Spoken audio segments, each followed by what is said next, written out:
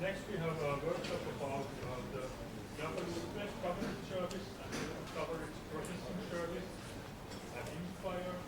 And we have presenting the work of Jordi Escriu from Institute Spatial Geologics Academia, Kathi Schleidt from Data Cloud and Peter Baumann from Schleidt.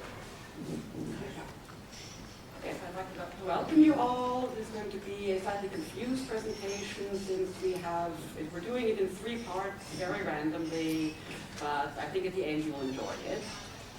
So, introduction, we are here, we are trying to sort coverage issues, short background, the way the various coverage data models are currently implemented in Inspire, one cannot use them.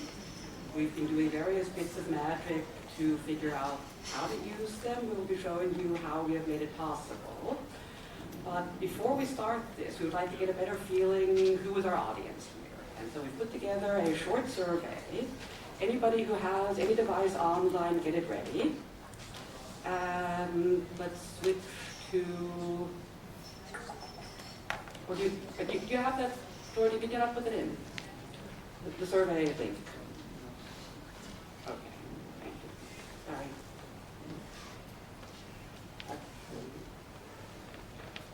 Okay, then we'll just do it this way. Please, everybody who has some online connection, go to menti.com and put in that magic number up there.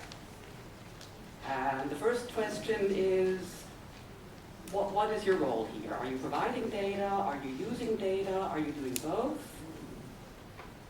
Voting commences.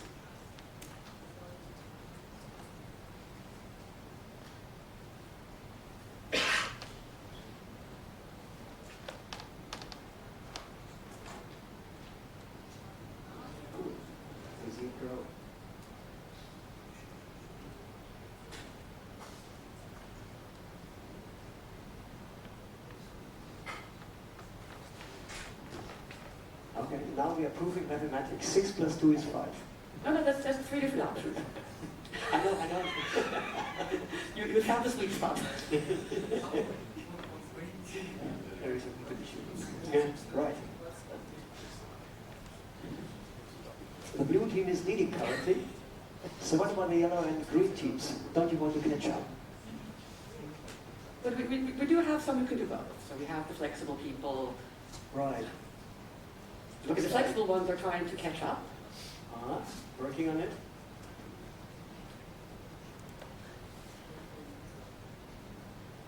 So has everybody managed to vote on this question, or are there still votes It's pending? sort of getting stable. I think it's stabilizing. No, we Still provoked some them. Just Silent threats are online. useful. Okay, so we do have a strong half of data providers.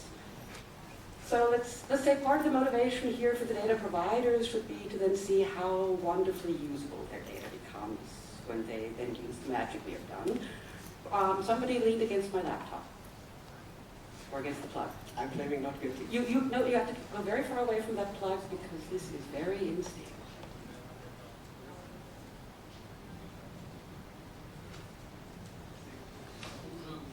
You're just using that to gain some time so that you can still Next make question. your choice. Okay.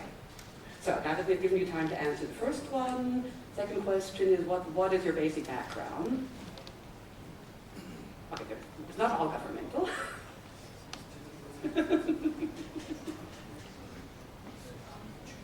Thank you for being not governmental.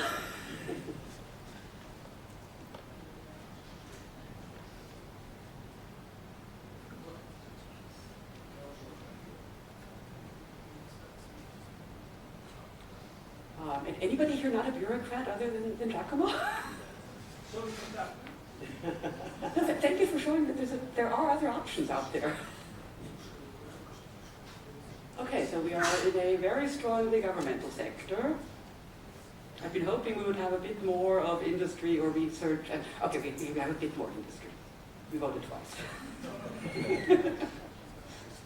Okay, next question is, what is your interest? What type of data really interests you? Is it more just the basic polygons on maps? Does it go towards dynamic sensor data, or is it more with a focus on satellite products? I think multiple things are possible on this one.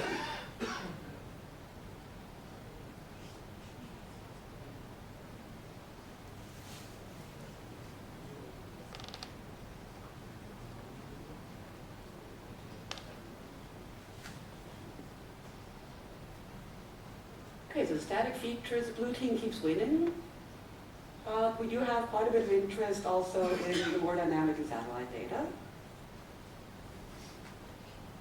Why are you here?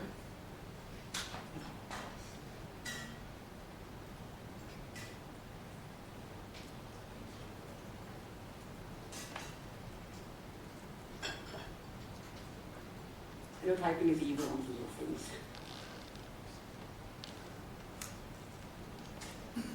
Fixing Inspire is essential. That's one reason we're here.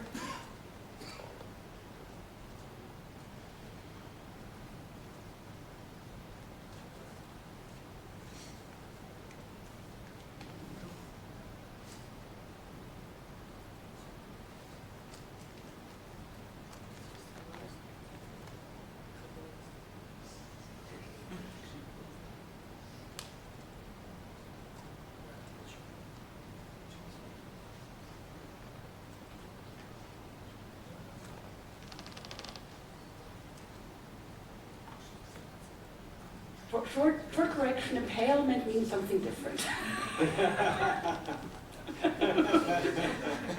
So as long as you don't impale WCS, I'm okay if you don't impale us. And actually, you hope you will not be paid afterwards. Okay, but I think we definitely have the right target audience. What should we tell you? Why are we here? And don't say dinner.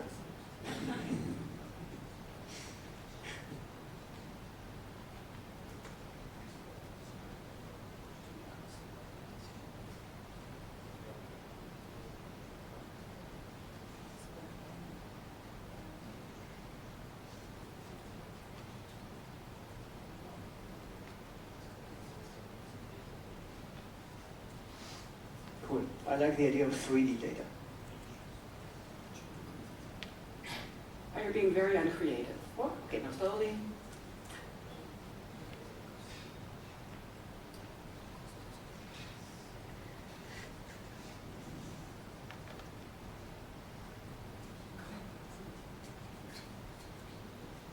Okay, the 3D data is staying nicely central.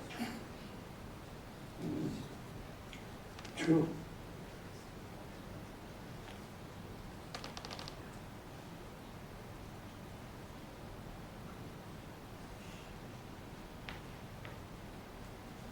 Okay, well, I think we can cover these topics very nicely.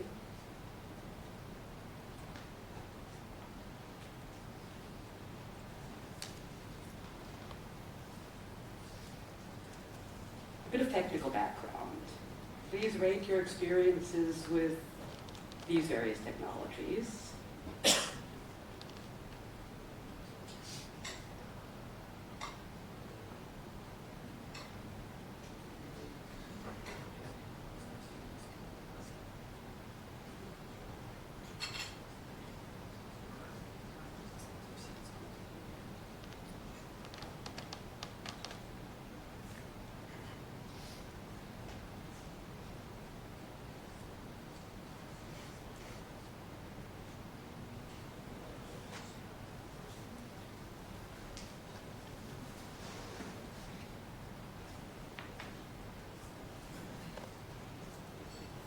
We've got the basic Inspire background, UML we're all happy with, classic OGC services, there is some familiarity, and the new stuff is still a bit lost in space. A bit more techie bits.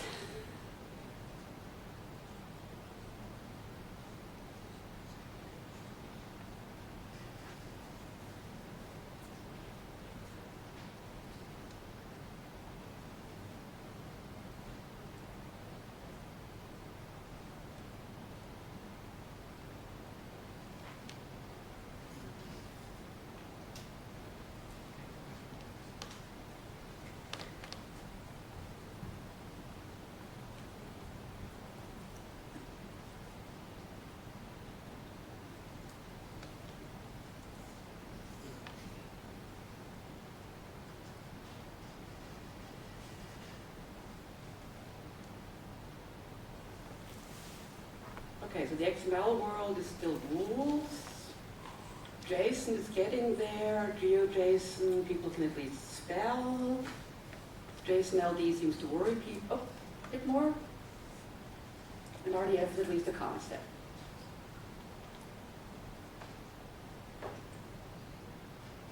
Okay, nice.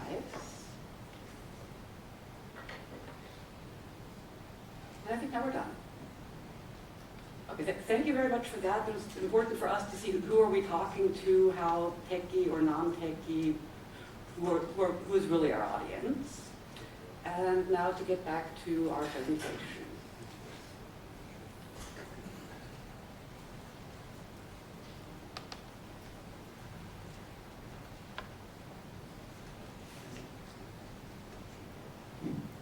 By way of background, our background is black. Oh, no, That's now right. Don't move. Can I breathe? Okay, so getting back to our agenda, we've done basic introduction and survey. Now we've got a bit of the general state of play of coverage data and the various web coverage services, web processing service. Where do I have this where I can read it? It works. Okay. We'll then continue on to the state of play of coverage in Inspire. That's where it gets tricky. In the real world, based on the standards, it works. In Inspire, we've got some serious problems, but we also have some nice solutions for it. And then we'll go off to show you really how to work with the coverage data, how to play with it, access it, and even do some simple fusion examples. And at the end, a bit of things on future evolution, where do we take this? Okay, I didn't know that. This is my part. Okay. Now it's Peter. Okay, now it's Peter. Now we've got to switch computers. Okay, so I'm stealing shamelessly the HDMI, and You want the clicky thing? up to you. Okay, so That's for the... and it's coming. So then actually, I would switch to that one. Which one? That one. Ah, coming. Cool. And now let's try it out and let's debug. So I will tell you a little bit about standards in the background in ISO and in OGC. But we actually are working hard, well, to do that. I mean, standards essentially are boring, right? Standards prevent us from being creative. Standards prevent us from doing our own thing. And we would much more love such a sexy thing than just the dull and boring standard stuff, right? But actually, if you want to build such a thing, I didn't do it myself, but I know people doing it. Would you really want to build that from scratch? Or wouldn't you rather rely that you use some standard wheel size so that you don't have to cook your own rubber? Wouldn't you rely on the standard electrics that you can use here? And by the way, do you really want to build your motor? Likely not. You want to build pre-existing tools into something that is new, that is your own thing. And that, I believe, is a good standard. A standard that gives you the basis for doing what you want to do, not restricting your creativity, but giving you a platform to make your work easier, to get there in finite time. Okay, so that just as an initial thought about standards and what they should do for us. And now let's look into the coverages in particular, which are the topic here. So actually, Jordi and I started and Kathi joined us, so now we are the gang of three looking into Inspire coverages.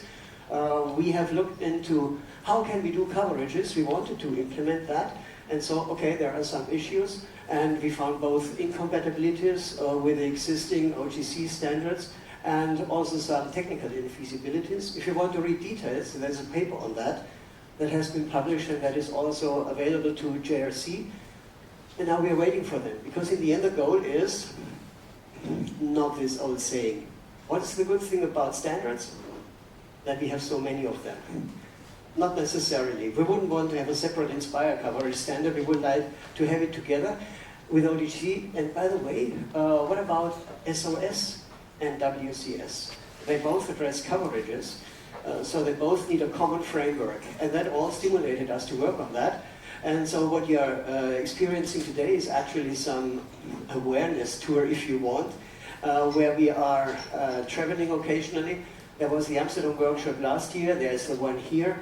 We are also doing national webinars and workshops, etc., to make aware of what we can do already, but also to maybe join forces and tell JRC, look here, if you do just a little bit, then we have a nice solution.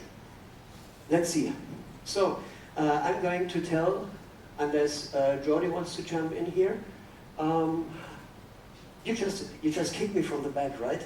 And I keep going and going and going.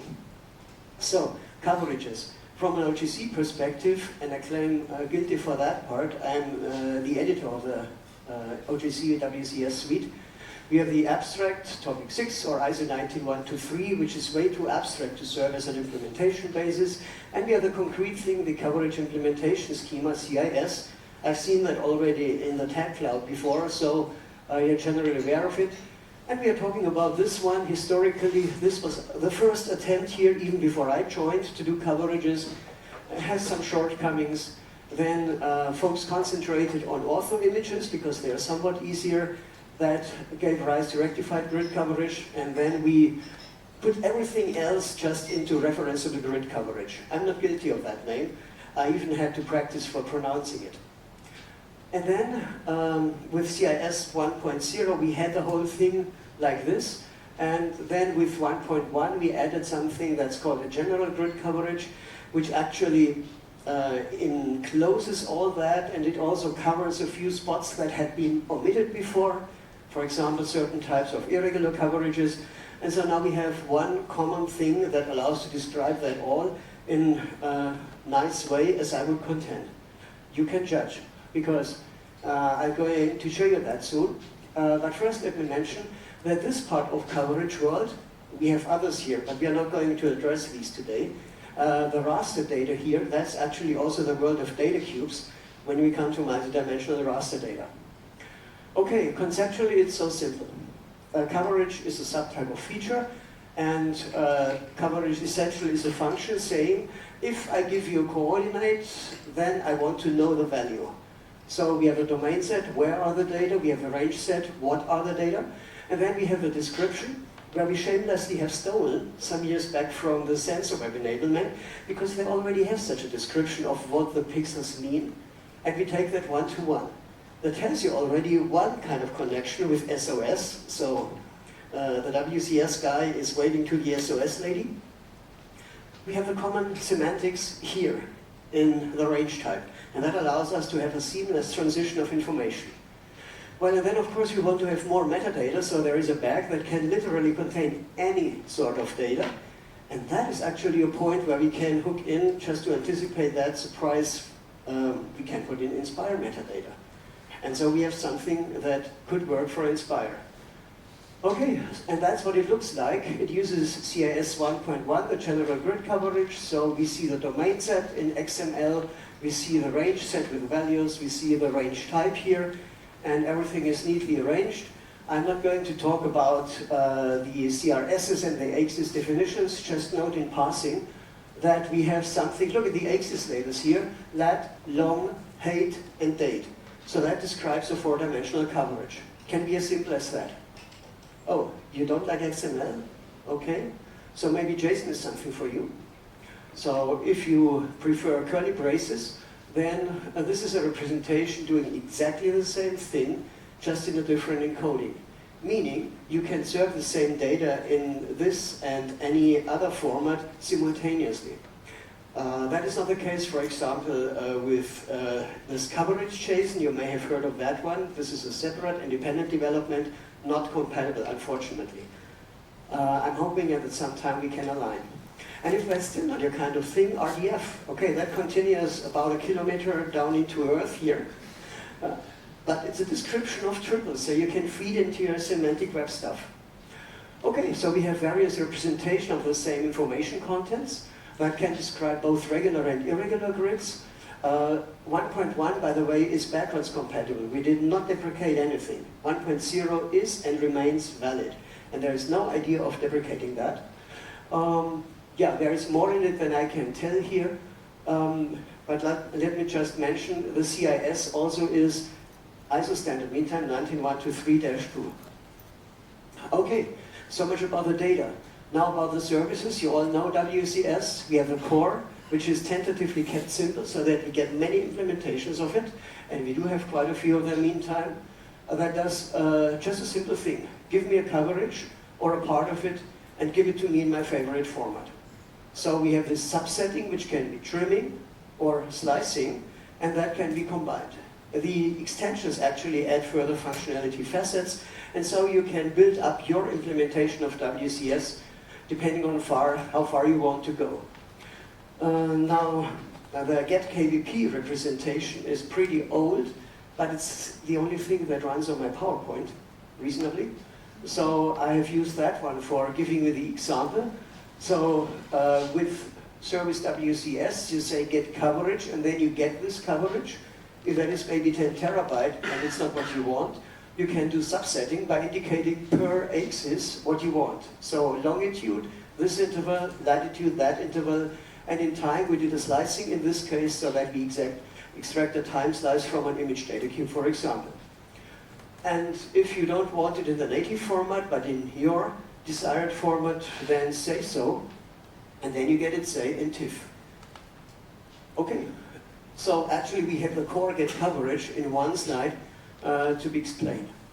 Now the second thing that we wanted to bring to your doors here is WCPS, the Web Coverage Processing Service. It's integrated with WCS, and it is a language that allows data cube analytics by knowing the semantics of space and time, knowing about regular and irregular grids, and you can send simple queries like that. So saying I want to have the difference, and do that for all of those, well, but only for those where a particular property is fulfilled. So we can do processing, filtering, and encoding, and we can mix that freely. So that allows you to do a few things, and that is exactly what we want to try out today. Talking about get KVP, actually we have several protocol bindings available that actually, let me see, which one should I press? No, not this one. No? Did I say not this one? I tried that one. I thought there is a laser pointer, but here's another. No, whatever. Okay, so we have get KVP, XML post, and so, and yes, there are people who want so. I didn't think so, but yes, there are. And they are big groups. And since recently we have this OAPI coverages, which is under work, and where we very, very much take care that it just defines a new surface, but does not fiddle with the core functionality. We don't want to have yet another silo of functionality. We want to have one coherent package where everything fits together and you can pick your favorite. Okay, challenge here is obviously that we are not just only in coverage world, but we want to bring together in OGC, and that's a big effort, all those various compartments which have been different working groups in the past, different concepts. Okay, and so we are thinking about stuff like WMS likes this one, which I hate because you don't see what the coordinates are here.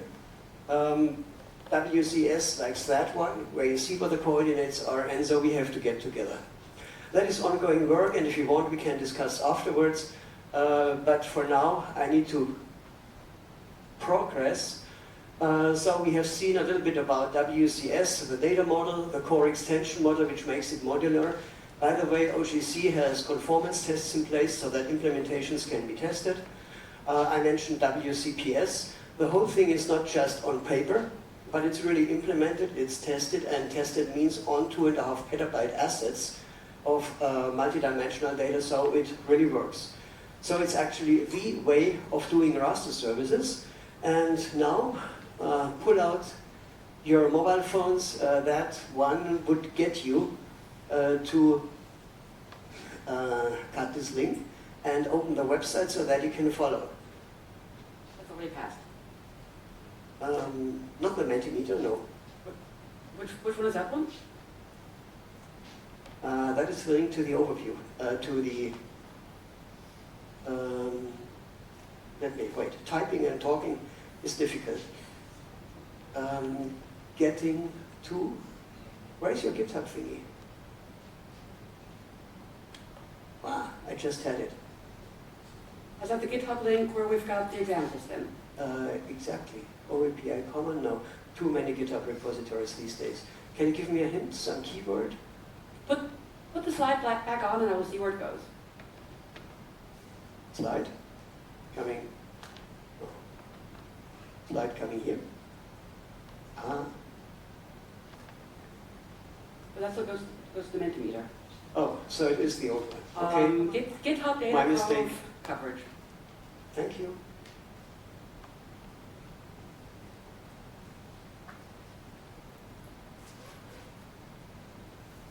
Inspire coverage. So. Peter, we don't need that yet because first Jordi does his part and then we can. Okay. I just wanted to pre-announce that because you will find material that you can copy and run in the queries. So if you need some time for finding it, you can start here. But Jordi, I guess, would like to take over. So I should quickly see that I get his presentation.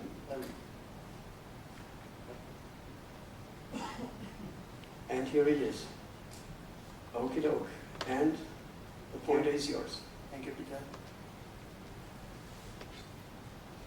Okay, so good afternoon, everybody. So I will speak about the state of play of coverage data in INSPIRE. I will go quite quickly because the objective of the workshop is mainly the practical part. So INSPIRE coverage is our model in INSPIRE as at conceptual level. There is a framework document in the INSPIRE framework that is dealing with a generic model which is reused by the different INSPIRE teams. So, and at implementation level, all this document states that the general coverage application schema shall be used, and then INSPIRE themes says that there is the new version of this general application schema for coverage that shall be used. So this is a small discrepancy that is to resolve just with some updating of the documents. So this INSPIRE framework document serves like a kind of seed model for the different themes, and it contains regular domain coverages. These coverages are those that has a domain that can be referenced, and those that cannot be directly referenced. That's the irregular grids. Okay, so to show you the use of coverage in INSPIRE is quite important. So it's the INSPIRE coverage models are widespread there in the data specifications, and it covers all these themes. Some of them uses the WCS view, so coverage seen as feature types, and some of them covers the SOS view, that is coverage as observation results. So that once covers these regular grids and stays the coverage seen as features, so energy resources, spatial elevation, land cover, geology of the majority, soil, land use, natural resources, etc.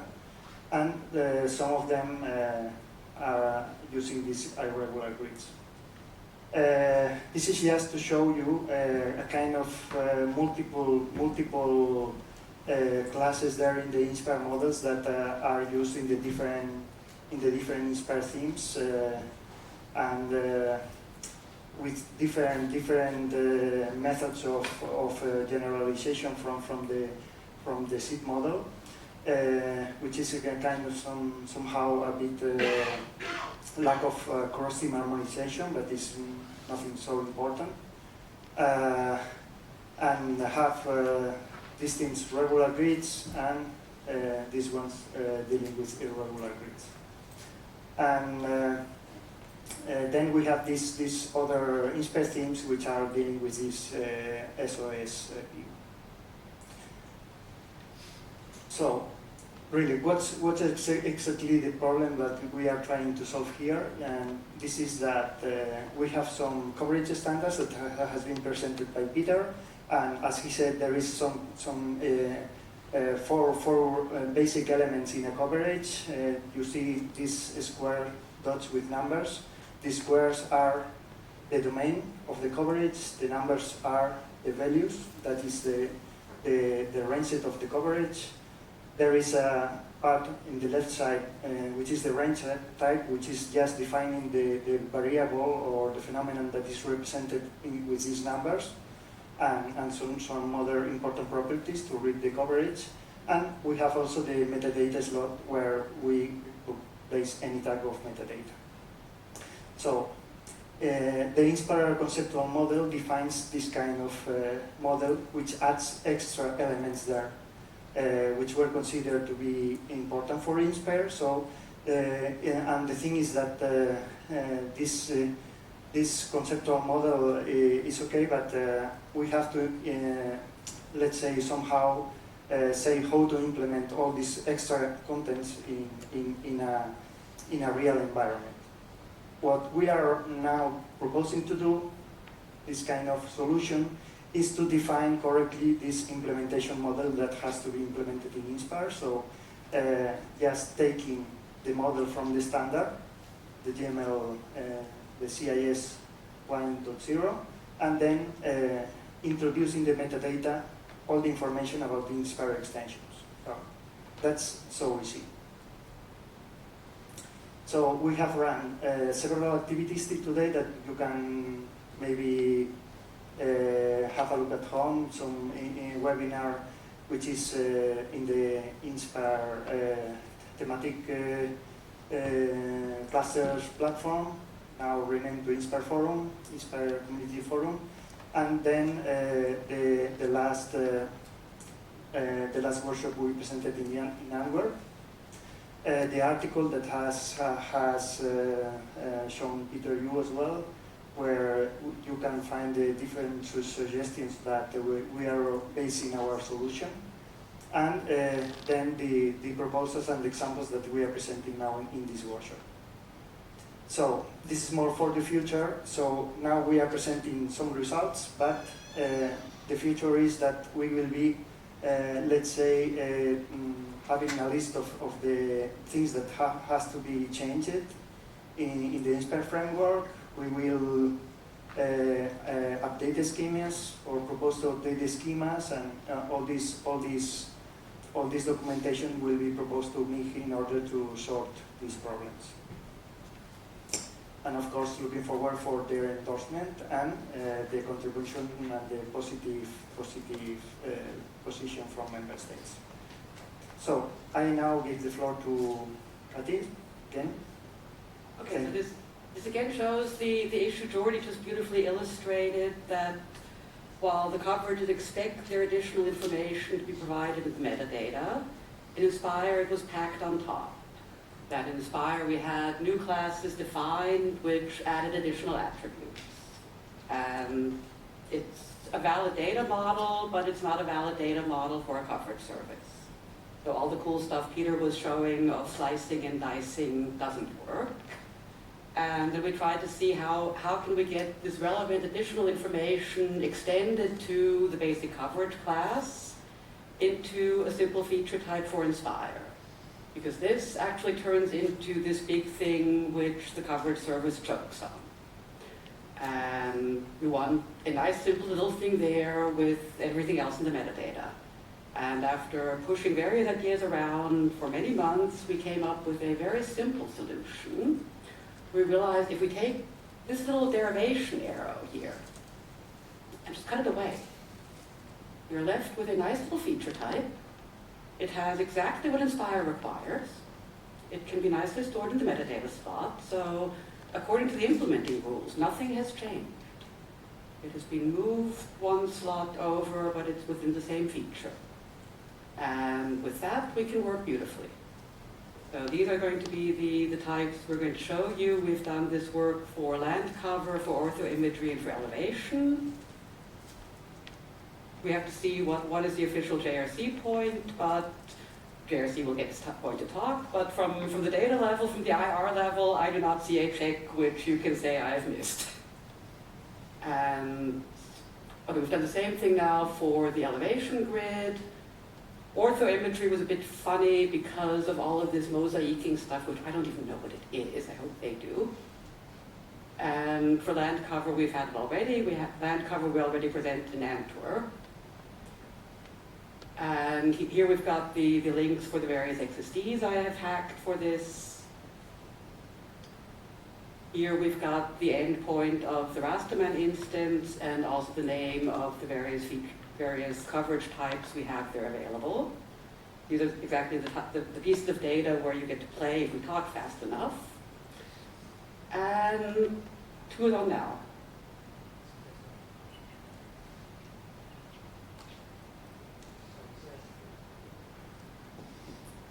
It's just introducing the data we are using in the exercise, so we have worked quite a lot during these days, especially Peter.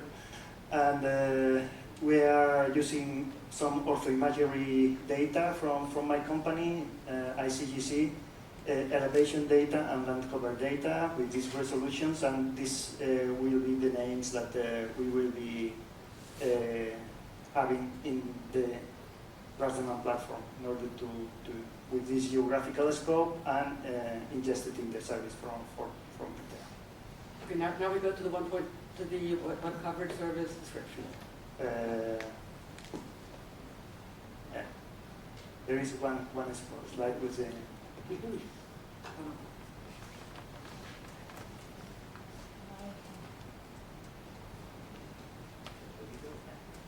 Okay, so the very quick and hopefully painless introduction to using a web coverage service, where the nice thing is that at least the Rasterman implementation has a GUI which sort of takes you by the hand and lets you put things together and then even shows you the full request you have created.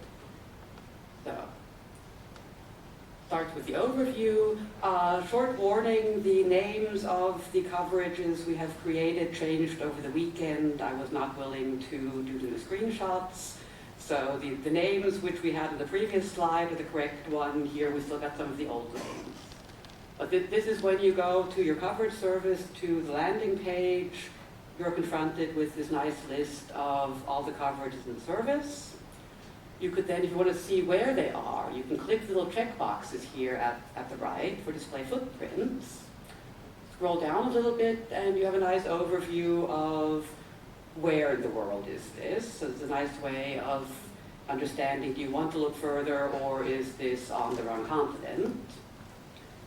Then on the next page you can go to the describe coverage, where now you get these additional bits Peter was talking about, where you've got the additional metadata and the range type. That you get nicely from this URI. It's always at the bottom of the page. So there we've got the describe coverage. We've got all the information explaining about how this one land cover data set was done. Here we've got it as XML, which is already the Inspire hacked one. So it has all the concepts Inspire wants, but not extending the coverage class at the bottom, nicely slipped into the metadata slot where it belongs. For some reason, it's also under the GML coverage description. I mean, exactly, here you've got the full coverage description, which Peter was telling you about. And if you scroll down in this, you then hit the point where the metadata is properly nested within the coverage description. And then you can get the coverage, so you can set what are your trimming, what subset would you like. You can select various formats, so you can say we want this GML. Then we've got the request for it, and then we get this very scary looking GML. Or we can again go back and say, we want pretty pictures, we want a PNG image.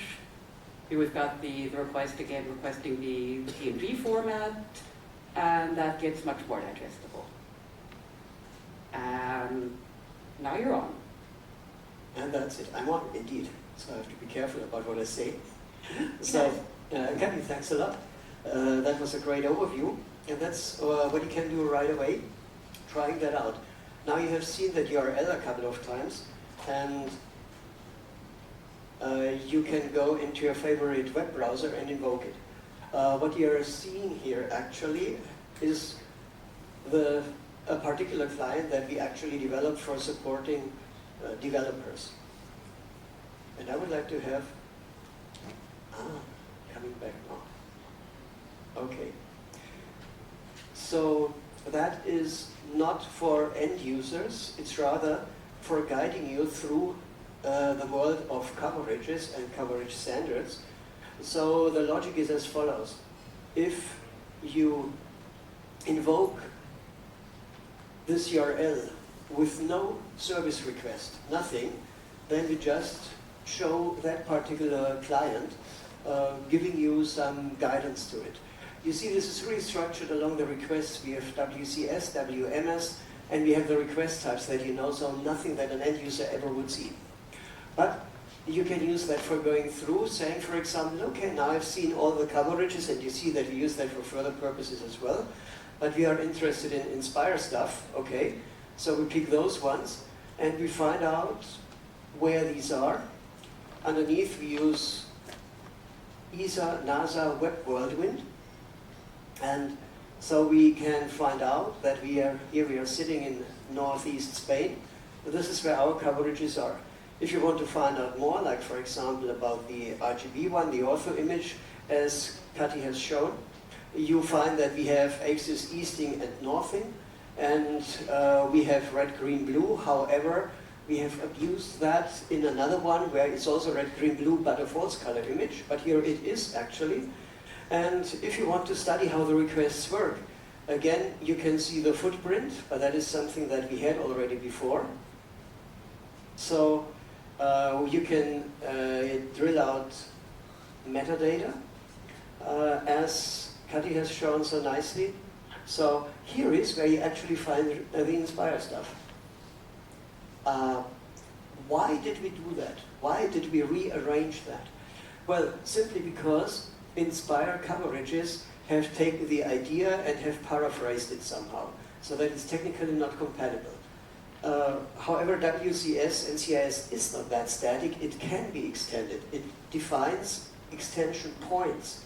Use these extension points, and WCS guarantees that you remain compatible. And that is exactly what we have used. We have just taken the standard extension points and put the Inspire metadata in there, and suddenly it works like a charm. Has the extra advantage that you can use any other sort of metadata in addition in there next to the Inspire metadata, and so you can spice up your service with whatever you want, and you just know that you always will be standards compliant.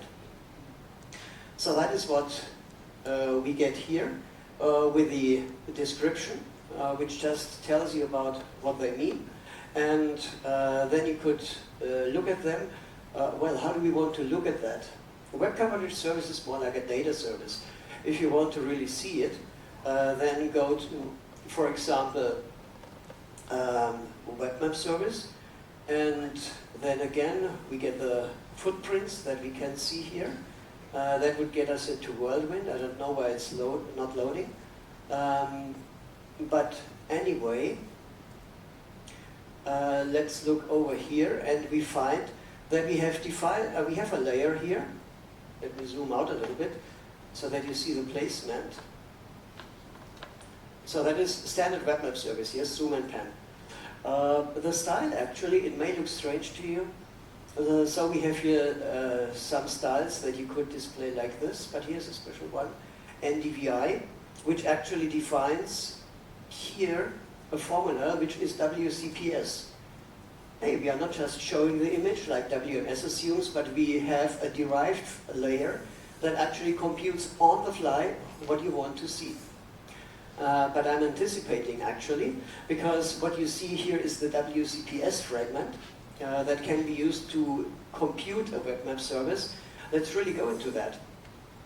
So here we have the process coverages part, and now we are coming to that. Let me clear everything. Actually, I best reload the page so that we have a clean slate. And we go over. Good.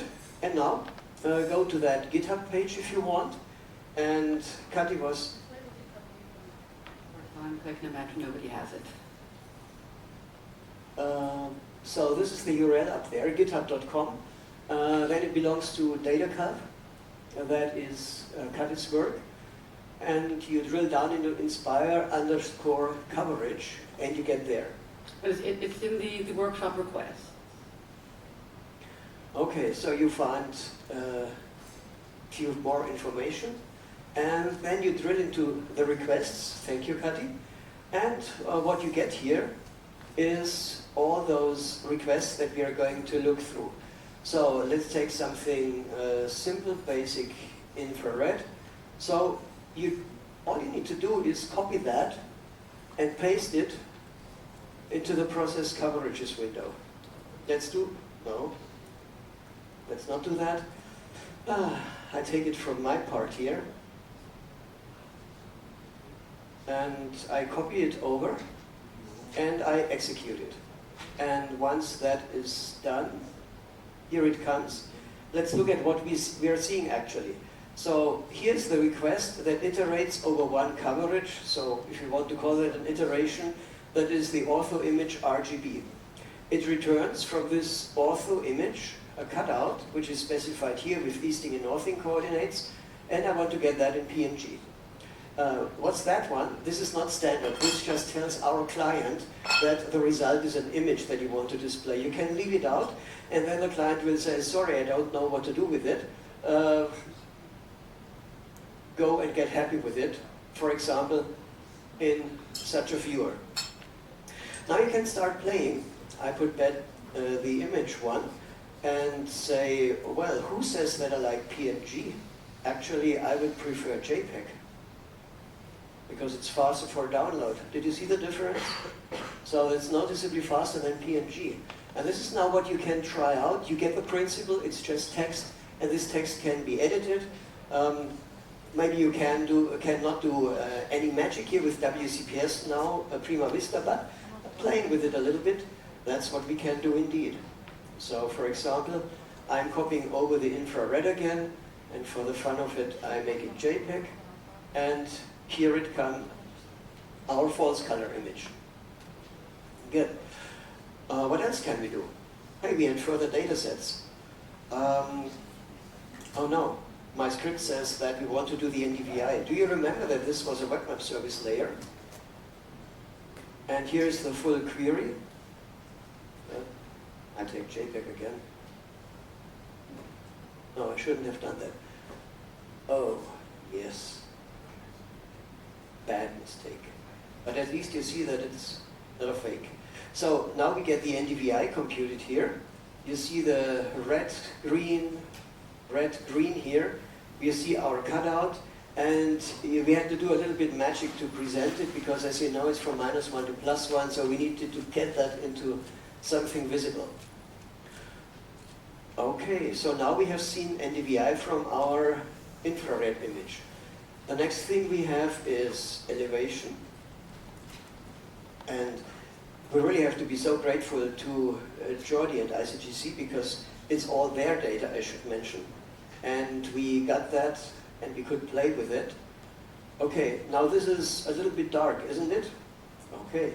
You could, for example, say, I want to multiply it with 2 just to make it nicer. And if I write it properly, I indeed can do it. So, it's a little bit lighter. But it's still not the right thing. Actually, we want to do some coloring. And here is where we use a case distinction, or as it's in the language, we have just used xquery. xquery. And so we have switch, case, and default. So if elevation is below 40, then we return black, and otherwise we return any other sort of color, and we get something which is in decent blue, the new color of fall. Now, Kathi has done the monster work for doing that on the land cover. You'll see that in a minute. But first, let's see what land cover actually offers to us. So once again, we fetch that, and here it comes. That is our land cover data set. This is just brute force thrown into the browser, not yet ready for visualization. So, you know, this is so big, what Kathi has done here, doing all these colors. It's bigger and bigger and bigger. Now I have it. So she has done an awful lot of editing here. I'm in the happy position that I just have to copy and paste it, and you as well. And you get back the proper colors as defined by your particular agency or by the European rules. Good. Let's continue. Now we have seen the particular data sets and we have seen processing on it. What about combining them? So here's an example that combines RGB and land cover. So you see that now overlaid with the ortho image, with a coloring that has been defined. I just have stolen some lines from Kathi's query, and so you can combine it. Hey, that works with 2. Let's be bold. Let's have 4 of them and do something that combines all the coverages that we have and generates, well, what does it generate actually? So I've seen the image, now let's think about it again. We want to look into the elevation and see where it's larger than 15. And we want to have it below 150. So elevation, where is it between 15 and 150 meters? And at the same time, we look into the land cover part, and we want to get 221. What is that? Let's look it up. 221, that was coniferous dense forest. Here it is. Oh, by the way, and where the NDVI says above 0.6, so definitely vegetation. Otherwise transparent, and this should be overlaid with the ortho image.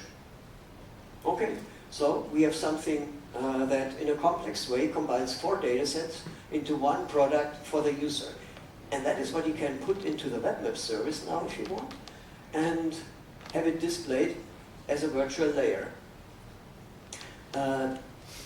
Talking about that, all these data are sitting on the same server currently. But actually what you can also do is go to different servers. Here's an example where we use CodeDE, the German Sentinel data hub, and combine it with DIAS to determine heavy rainfall risk areas. So we see the query path here. I wait a moment because we get a result here, but that's not so interesting. It's using NASA Worldwind again. But you see the query path going from Helsinki to CodeDE, and they have to find out, oops, some coverage we don't have. We need to go to CreoDIAS in Warsaw, and they produce a partial result. We can turn it around, and from Helsinki first go to Warsaw. The result will be the same.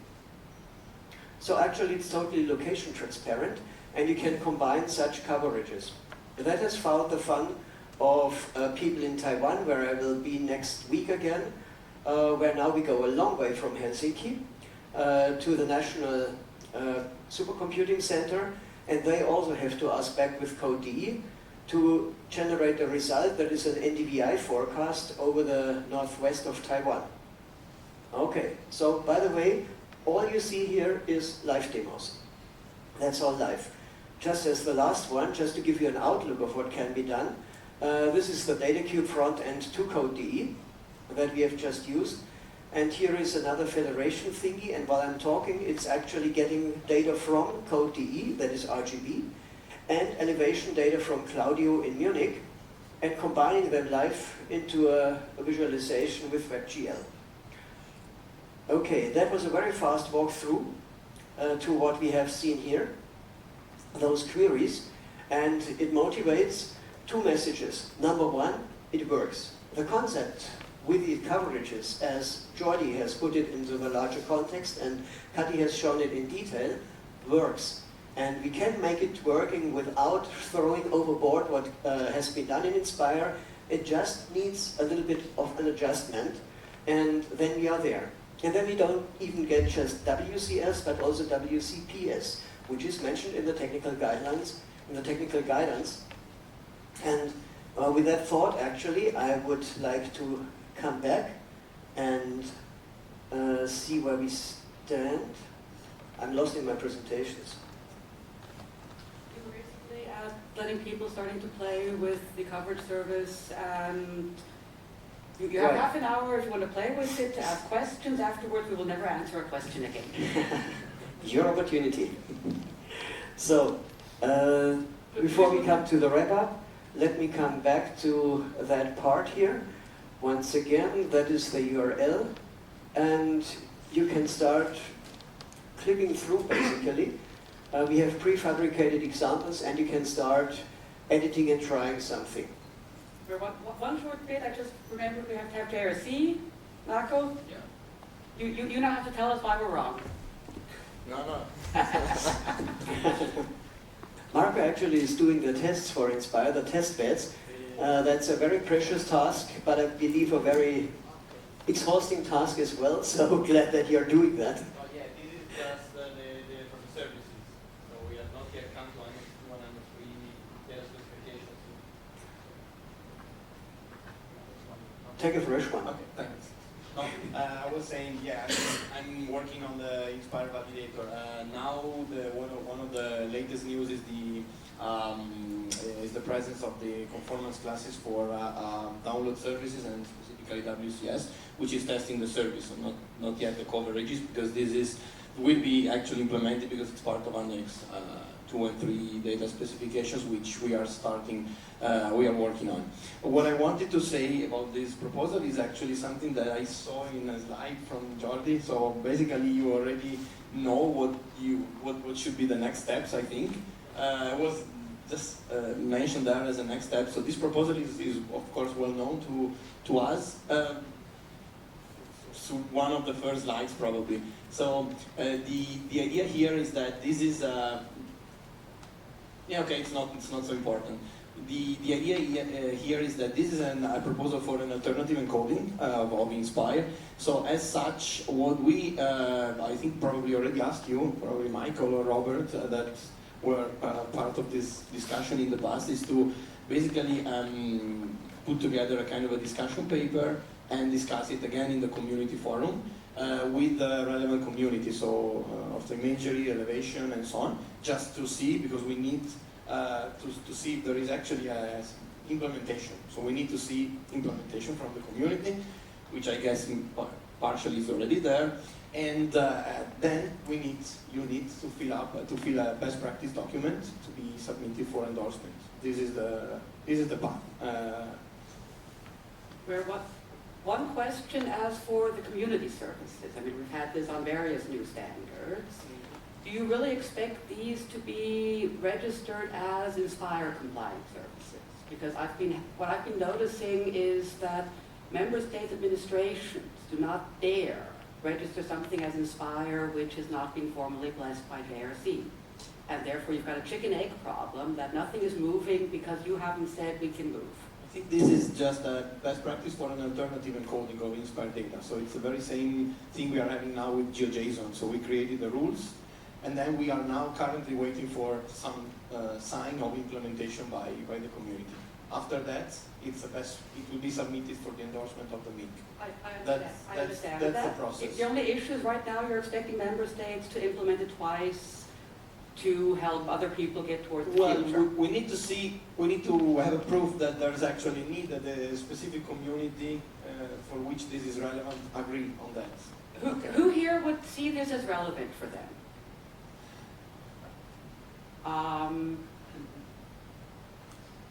Okay, so we do have a bit of proof here. Exactly. You're my witness. So best practice document would be easy to prepare, no?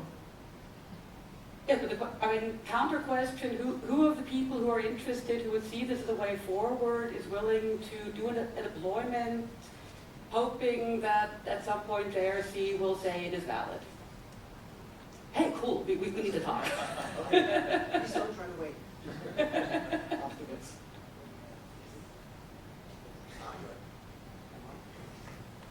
We're about to talk. No, just reply to Marco that okay, this is a kind of possible structure to update the documents, and the idea would be also so the problem here, the underlying problem is that the current schemas for coverage in INSPIRE are somehow, let's say, derived from the conceptual model. So this is not aligned to the implementation standards that we have in force. So in my view, this is a kind of just adjustment in order to derive correct schemas for implementing, which will be in fact the schemas that data providers in Europe will be using to derive this information. So I agree that I volunteer to make this best practice document. So we have started with the facts, with the examples. So let's work on it. So Right. And actually, in a nutshell, that is something that I wanted to present finally. That is a short thing. Inspire WCS normatively, as per requirement 1, requires OGC WCS. OGC WCS normatively requires OGC coverages, not Inspire coverages. So as it stands, the Inspire WCS currently refers to OGC coverages. Now I've heard people say, oh, great, so I can lean back and do nothing. Unfortunately not. We need to do adjustment, and that is very much about the Inspire metadata and all that nitty-gritty details, or where Kathi and Jordi may have been working so much on it because they are the experts. So there is something to do, and this is why we would be so happy to have somebody working here and helping to do that. In the end, I hope that we can get back to the fact that we have an equal sign here in the sense of compliance testing on conformance. Oh, thanks. I think that, we all want the same here, so and we should actually act as a community, and we should not be an obstacle, and we don't want to appear as an obstacle, of course, for implementation. So please, let's work together, and because I think that many people should and would like to benefit from it. Well, we would much welcome JRC support, both with this good practice as well as with others. I've talked to Michael about the mails, which haven't been answered for months. Just concerning the chicken problem that Kathi mentioned, we have it a little bit rolling that egg, or what was it, that running the chicken, because we have an implementation, you saw it, based on the data from Catalonia. This is just a demonstrator, right? But it shows that there is some benefit to it. So actually that could be a good reason for JRC to say, good, we have a first evidence, let's go ahead with it and flesh it out. Fine, our support, I'm not saying we are against this, absolutely, but it's not sufficient that we say, okay, it's a good proposal. Because we need the community, because we need implementation, we need data providers, so we need... No, but how many? Because I'm I sorry don't for think being constant, but every there's time I ask, it's one more. I've reached the No, point don't where I ask this could to me. No, don't ask this to me, but it's just a matter of really showing that this is useful and this is accepted and this is our best practice. Okay, but this So is what not is showing missing? that it's useful and accepted today. What is missing from what we have seen today? Nothing in the proposal. You need it. Okay. What is missing is just the way to put this proposal forward and to have it endorsed. Excellent. Sounds like music to me. Okay. So, Sorry for nailing you, but in fact, I think that we are in the same line. So Yeah, we know this proposal very well. I think it started some years ago. No? yeah. Okay. that's why we're getting bored and impatient. There has been some meetings that this topic was presented in, and there were some member states that were interested. So we will also contact again with the Yes. member states, and I think this is quite straightforward. Yes, please do that. Yeah. Okay, well in that Sounds case I like a would way say forward. that is sorted. We still have a further 20 minutes. Mhm. So does anybody have any questions, any insights, anything they have started to play with the coverage service which isn't working? I have to put everybody to sleep.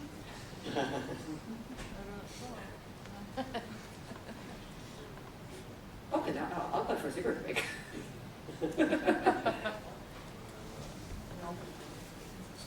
Okay. Yeah, yes. So, as the statistics has proven that there is a quite presence of data providers, so I would request you, if you are interested in this and boosting the implementation of INSPIRE coverage data, it would be interesting that if you have contact with the INSPIRE contact point in your member state, point this issue as an important thing, so that we have this force to present and document these proposals to be get it approved and endorsed. So I think we would be really thankful. let me really second that, what Jordi just said. Yes, I have many talks with national agencies, and this chicken egg problem that Kathi mentioned, they're waiting, okay, tell us somebody what to do, and then we think about whether we want to do it, but don't get proactive. Now you don't have to get proactive any longer because we have a first step. So we can jump on that and team up with JRC and with our gang and with you folks. So maybe don't run away if you are interested, and I believe I saw 3 hands showing. Leave us your card so that we can keep in contact and move that further. I believe that is our opportunity to really get that to work on a European level, maybe even within the time frame, without having to ask the European Commission for an extension of the voting period. We have facilitated all we can facilitate. Now you have to pick it up. So maybe just a few final thoughts. First of all, just by way of overview, the standards landscape currently, because that's something we promised. So in OGC, we have the data model with CIS and the service model with WCS, which actually is a suite of standards. Just to mention that again, we have done that in a modular way, so that actually agencies, and I understand that most of us here are from agencies, have a good way for procurement. So you can actually say, I want to have a WCS, then it's clear it needs to support core. But I want to have scaling and CRS reprojection. I don't need to have, for example, the interpolation extension. So you can clearly state what you want. Vendors, on the other hand, can respond to that clearly, because they can tick off and say, I implement that, I implement. And by the way, I can prove that because I have a conformance certificate from OGC. So that should really ease the procurement process massively, because both sides know what they're talking about. And you see one example, not in procurement, but in the technical guidance, where you find shall support WCS core. And then you find WCPS in there, and so on. So actually, we get a much clearer language here. Good. These 19123s, the old 19123, which is really a little bit aged now, is under replacement currently. That's one activity, to become 19123-1. And I mentioned already that CIS is already 19123-2. You sense the concept here. We have an abstract and a concrete implementable and conformance testable standard that are in lockstep synchronization. That is the goal ISO TC211 is working towards. Okay, Inspire we discussed, but then here's something completely different in another community, that is databases. So SQL, we all know, but maybe you don't know that since this summer, SQL has a new baby in the family, that is part 15, called multidimensional arrays. Data cubes, imagery, whatever. Why is that important to us? Because that allows actually in future to have metadata and data in the same databases. So these age-old silos with the different technologies, different handling, suddenly is bridged, and we have the chance in future to have coherent data, unified data and metadata retrieval. So that is available here. You have to pay 198 Swiss francs, or you send me a mail and I send you the technical report for it. Because we have first published the technical report and then given it to ISO, so that we have something that we can legally give away without them charging for it. Okay, so we have actually a landscape of such standards, and that is what I also wanted to bring to your doors. We didn't talk about the OAPI, but I saw that in the tag cloud. Is that of interest to anybody? No. Who's not interested in OpenAPI? Bold statement. Thank you for that. Okay, so everybody else is not interested in OpenAPI. Good. We could discuss about that, but as maybe it's not so much of general concern, I don't want to bore you any longer. So, where's Kathi? Smoking. So Oh, she needs a hand from stopping to. good. So, So I believe this is an opportunity, Jordi, to wrap it up. I've talked so much now. Maybe you want to take the final words.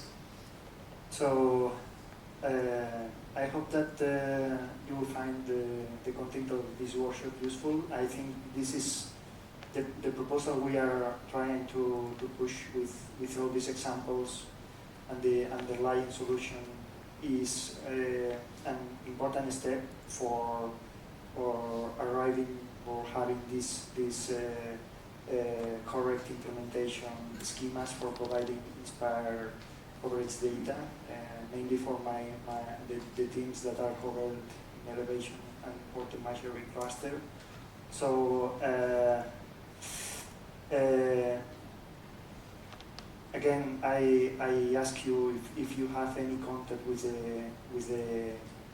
the contact point in INSPIRE MIG. I think it's an important issue to be raised and to aware about the importance of this. And this is, for me, the crucial step of providing the data time. So I propose you, if you have more interest in all this process, please come here and we will take your details if you want. And this way we can have some kind of contact list for Definitely. the next steps. Let's stay in contact to see that we unite over Europe and bring the activists together for moving that forward. Right. Just for the fun of it, if there is, you may not have been happy with the client. Once again, it's no end user client. It's not really beautiful. You have some things that we like to have on your desktop likely, and that's curious. So I've connected to the service now.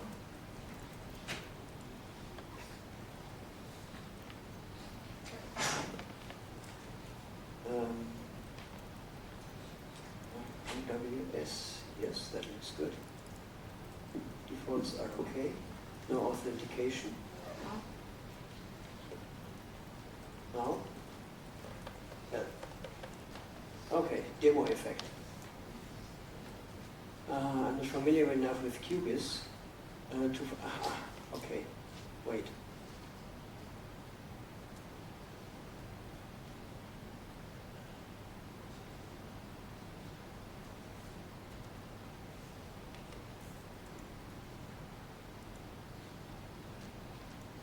That's it.